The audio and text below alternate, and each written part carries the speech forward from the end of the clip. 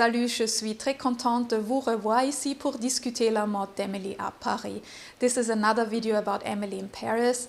The second batch of episodes of season 4 just dropped yesterday, and I have to admit, I waited for it when it would drop here. I sat down and binge-watched it for you. I took my notes, I wrote the script, and I wanted to get this out as soon as possible. I actually used a very rainy morning, and this is one comment that I have here. I apologize in advance if the audio quality is not that great, because it has been raining non-stop here, but I didn't want to wait until the rain was over. I wanted to get this to you as soon as possible, so I hope you can forgive me if the quality is not the best. Did the second part of season 4 turn me into a fan of the fashion of this show? It actually did not. I already said this in my previous video. I find Emily's clothes horrible. I find the styling horrible. It's absolutely not my style, even though I do like prints, as you can see. But this is my personal view. I'm already waiting for the comments of all the people who love the Emily style, but we are all entitled to have our own views. So just go ahead and let me know in the comments below. Overall, I think it's a fun show to watch if you want to switch off your brain. Some people call it the escapism of Emily in Paris, because we can travel in our minds to Paris and other places, which is fine. Everybody needs some downtime. I actually enjoyed watching season 1 for the reason that it worked really well with these stereotypes of Americans and Europeans.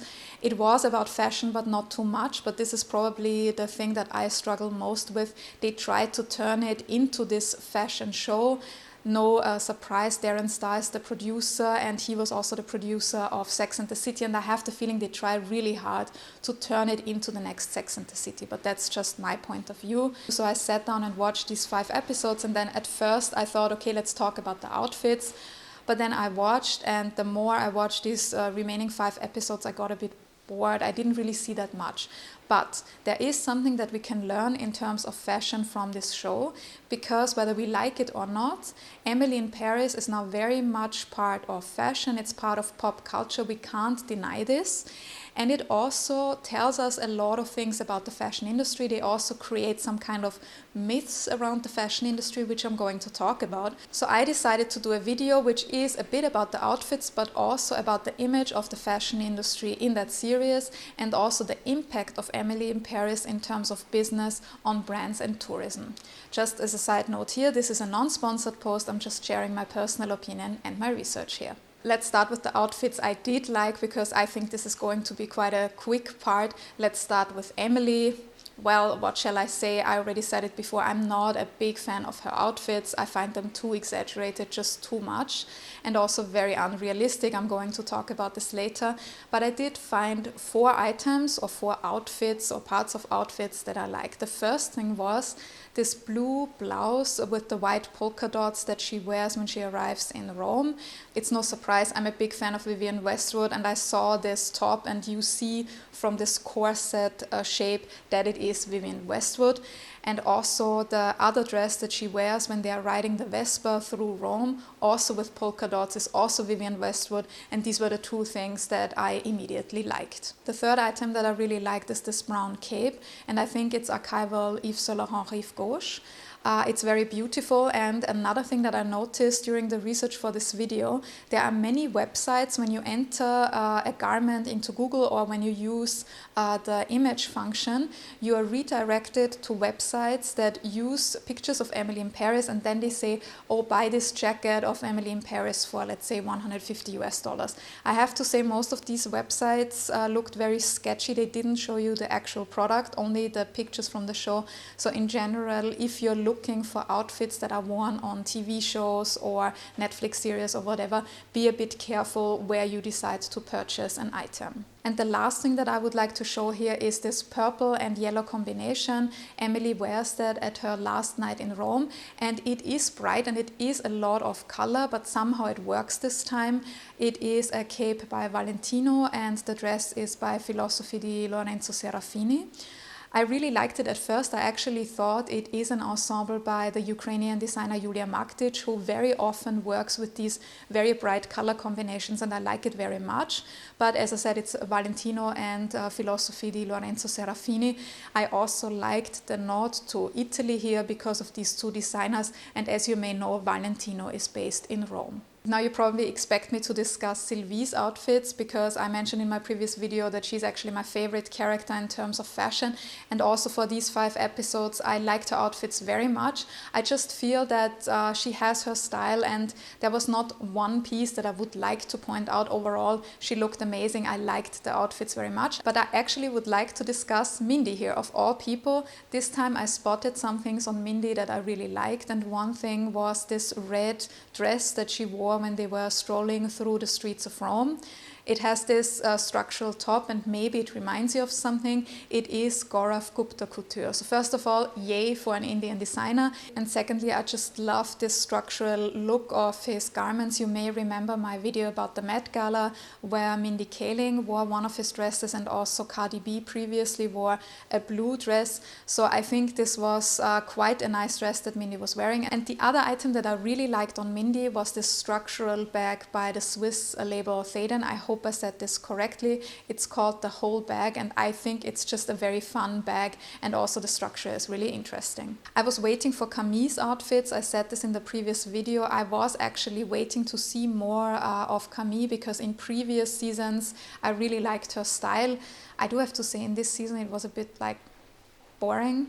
A lot of black and white in my opinion, but there was one blouse that I really liked. It was by Christian Cowan, and it's a white blouse with a flower detail.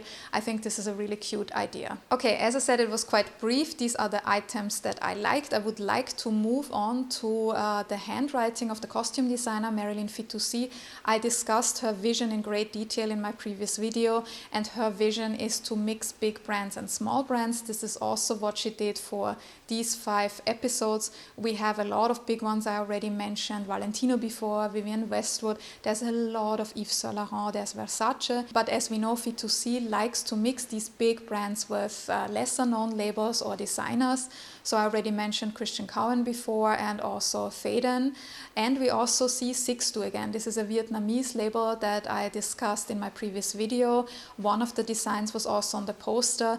And in this second part of season 4, this polka dot dress with this big structure or bow, I don't know what it was, on the side was also Sixto.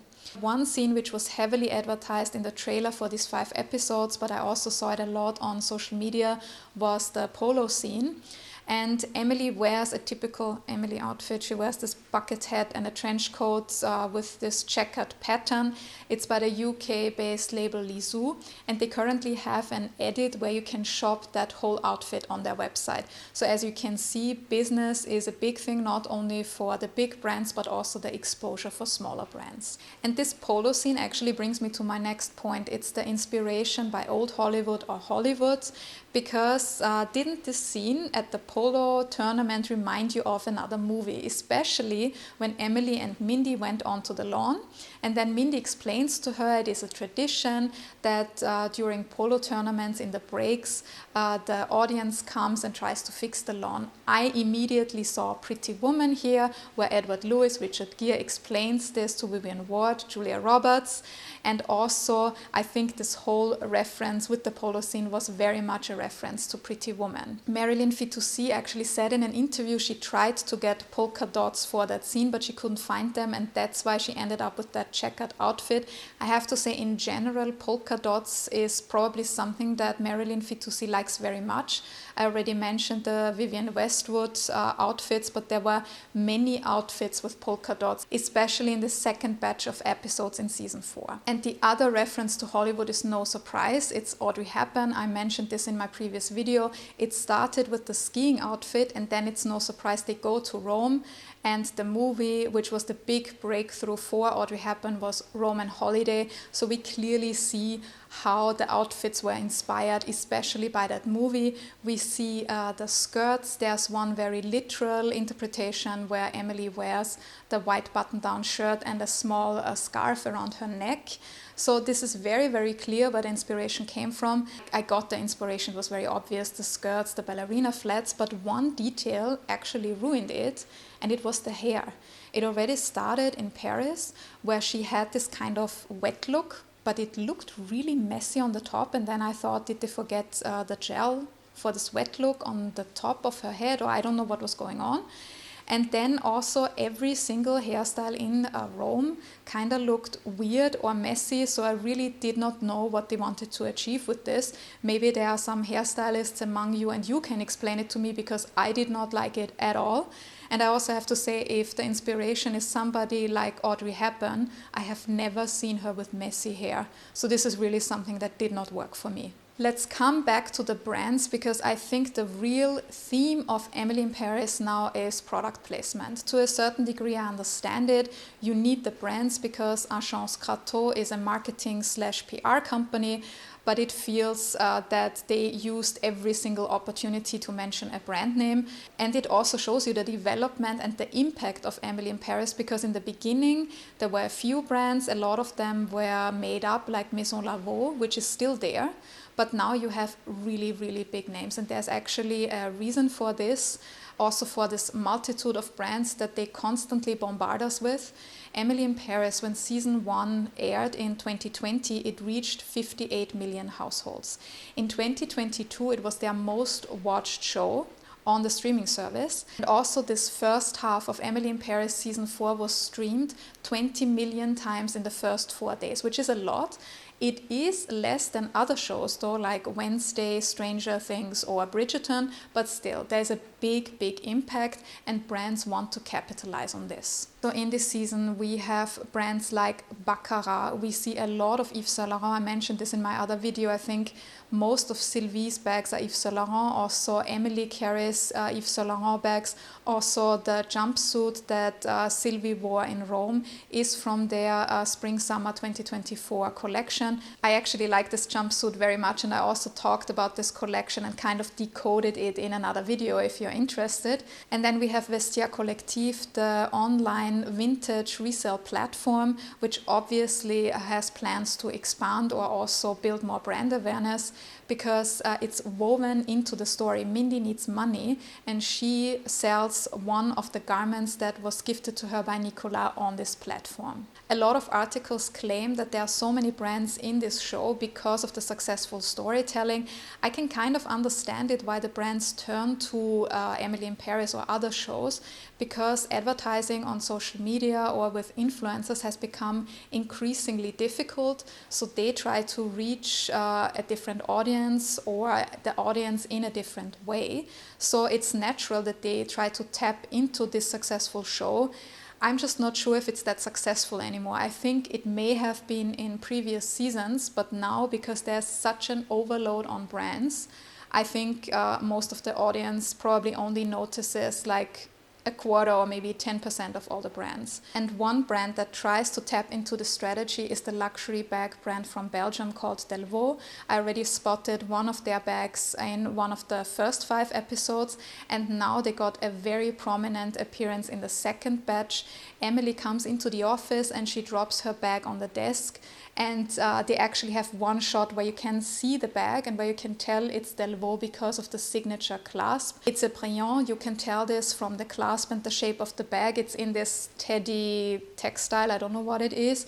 So it's very prominent. And another brand that tries to do the same is Versace.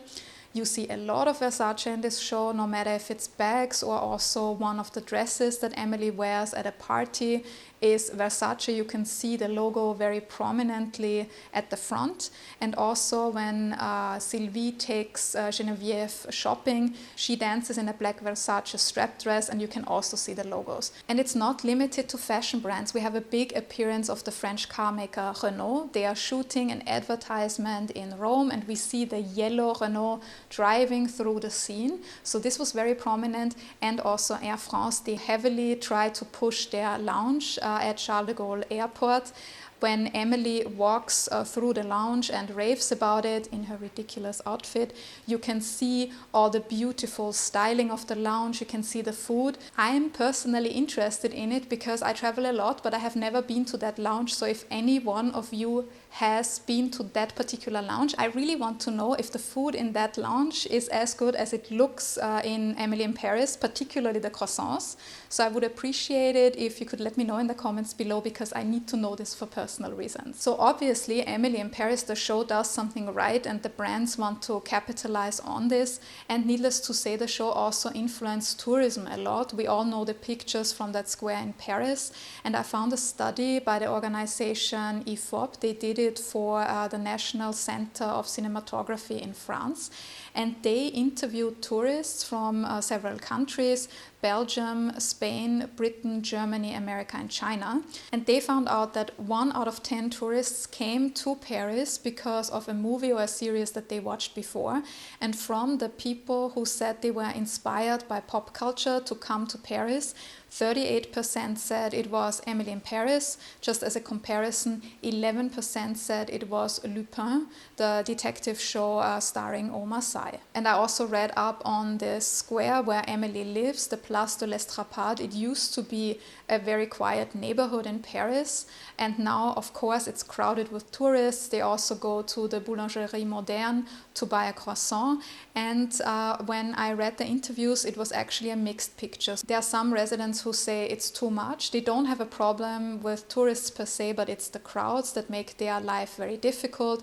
There's even obviously a graffiti saying Emily not welcome on the square. I think it's even on that apartment, I'm not sure.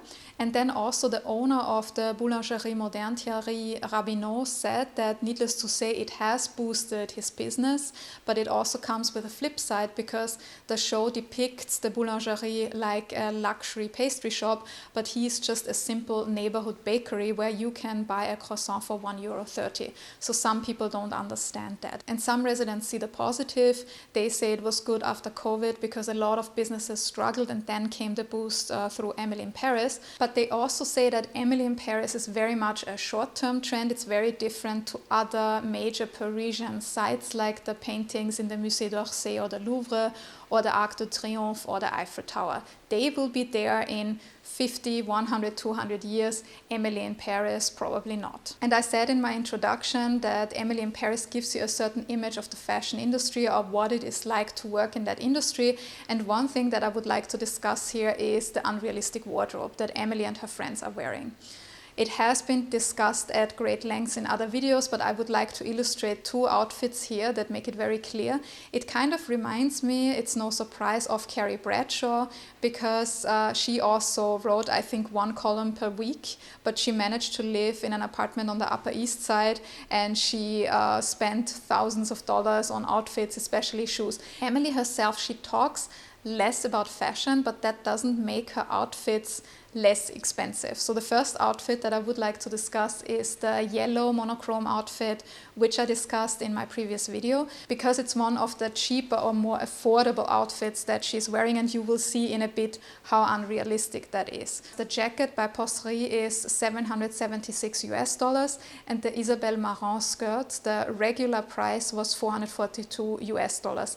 It is a bit tricky to find the original retail prices because a lot of these items are from previous seasons, but I try to give you the prices as they were when the clothes came out, because I assume that Emily always wears the newest style. Then we have the fringe bag by Sylvia Cerasi for $490 and also her golden cuff for $158, and the Sergio Rossi shoes are about $800. The Marni socks cost $50, and I could not find the exact price of the by Marylin Birger blouse that Emily wears underneath the jacket, but judging from the current collection, I think it probably also retailed at around $220.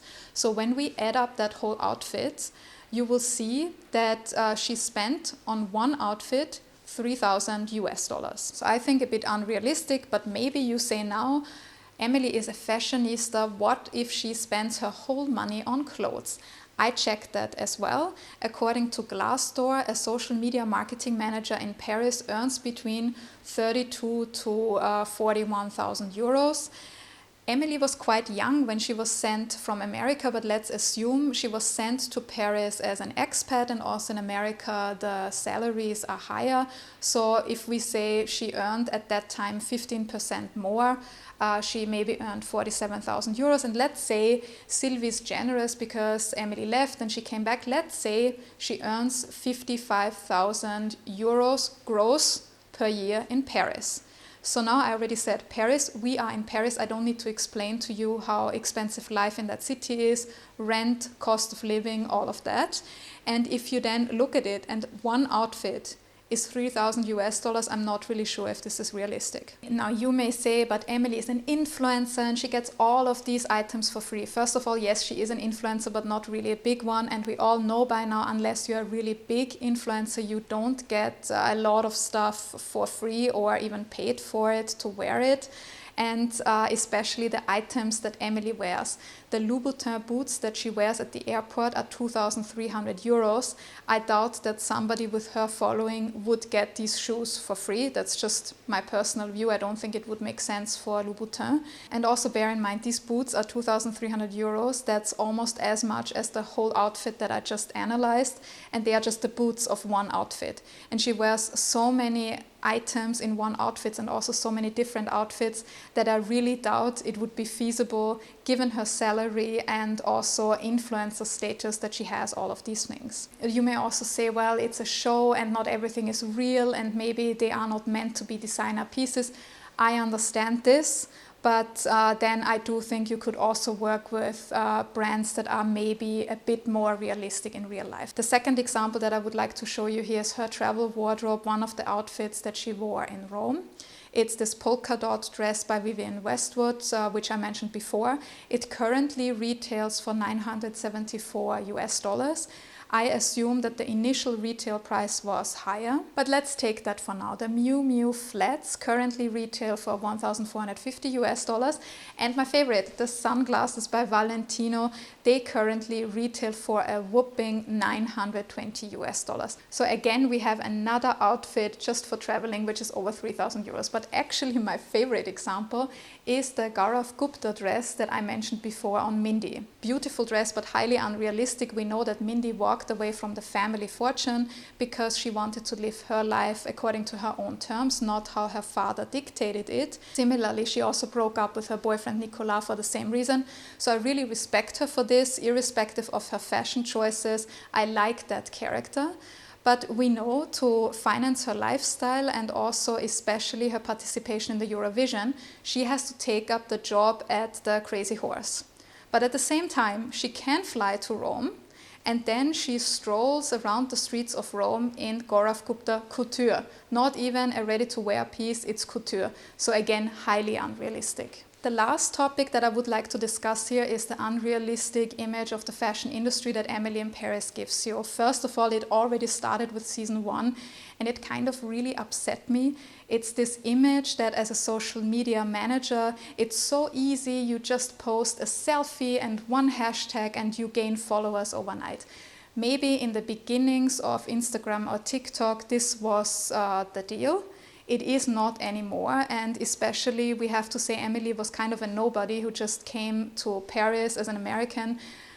This is nothing against Emily, but there are many Americans living in Paris posting selfies, so why did she gain such a following so easily, and why does every single marketing campaign take off? Anybody who uses Instagram, TikTok, YouTube, or any other social platform for professional reasons knows how difficult it is to gain following, especially organic following, and also to make campaigns work, because it has become so tough to be seen on these platforms. So this was the overall thing that I really did not like about the show.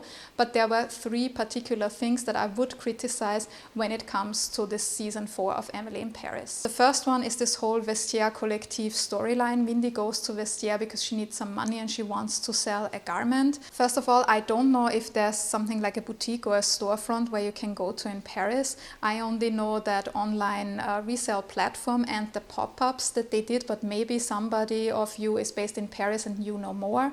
Vestiaire Collective has their headquarters. This is what I know, but I'm not so sure about the storefront. But this is actually not part of my criticism. The criticism comes in when Mindy gives them the garment, they assess it, and they immediately pay her upfront. You don't receive money immediately when you sell on Vestiaire Collective. You need to sell the garment and then you receive the money. It's not upfront. And the second thing was that the garment was assessed for 3,000 euros. We are talking here about a couture garment. I immediately said they probably forgot a 0. And the third problem with this scene is that Mindy accepts it. Mindy comes from a very rich family. I'm sure she wore couture before. She knows about all of that stuff, and we have seen her in couture throughout the show.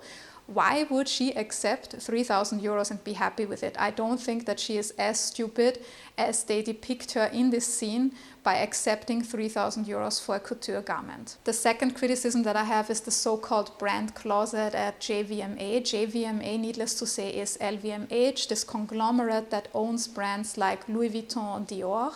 And in the show, they talk about the brand closet, where all of the brands owned by the conglomerate store their clothes, so I don't know what they really do there. But honestly, first of all, I have never heard about a brand closet at LVMH or any other conglomerate. And second of all, it also does not really make sense, because these conglomerates, they own the brands, but they kind of operate independently in some ways. So they do their own thing, and they are also in a way in competition with each other. So I doubt that Louis Vuitton and Dior would share one closet and show each other what's going on this season. I'm not an insider in LVMH or any other conglomerate, but that's just my assumption. And also this brand closet would need to be huge when you consider how many brands are there and how many collections they produce. So this is another thing that probably does not exist in the real world. Forget about the brand closet. And now I come to my third piece of criticism. I was really annoyed when I watched that scene because it's so unrealistic. It really made me angry actually when I saw it. Geneviève is the daughter of Sylvie's husband. She joins them for a few days in Paris because she wants to spend time with her father, but also because she has an interview with Carine Roitfeld. So this young graduate also then explains Carine Roitfeld used to be the editor-in-chief of Vogue Paris. There's no such thing as Vogue Paris, it's called Vogue France, and somebody who wants to work in that industry would know that. But that's not even my criticism. The criticism is that she then says, oh, I don't know how I got this interview. I think she might have been impressed by my resume. Which resume? She's a recent graduate. Then she says she did an internship stint or something like this at Rent the Runway for bridal wear. And yeah, she speaks a bit of French. So this is the resume that impressed Carine Roitfeld. Anybody who works in the fashion industry or any industry knows how many applications these people get, that for sure just graduating and an internship and one language will not make you stand out because the competition is so high. So I found this really problematic that they made it look that easy. Yes, it's a TV show, but this is not okay that they did this. And it is problematic because I found articles stating that since Emily in Paris started, the searches online for marketing degrees and social media marketing degrees actually increased in the US. Okay, in general, this is a good thing. If Emily in Paris makes us invest in our education, that's a good thing. But now we have young people being inspired by Emily and her job and this unrealistic life. They think it's so easy, and I think this is actually quite misleading. So this is something that I really did not like about this show. I'm getting very emotional about this because it's not as easy as it seems, but you see my emotions are kind of taking over, so it might be time to just finish off this video. I really wanted to share this with you, and I'm really curious about what you think about all of this. The outfits, the fashion, the image of the fashion industry, the business impact. Let me know in the comments below. If you enjoyed this video, it would be really nice if you could hit that like button and if you could subscribe to my channel. You can also head over to thepinklookbook.com if you want to read more about fashion, and you can also check out my fashion label Pelagona. And if you haven't watched it yet, I have already mentioned it several times. I did another video about Emily in Paris season 4, which may be interesting for you. Thank you very much for joining me in this video, and see you in the next one.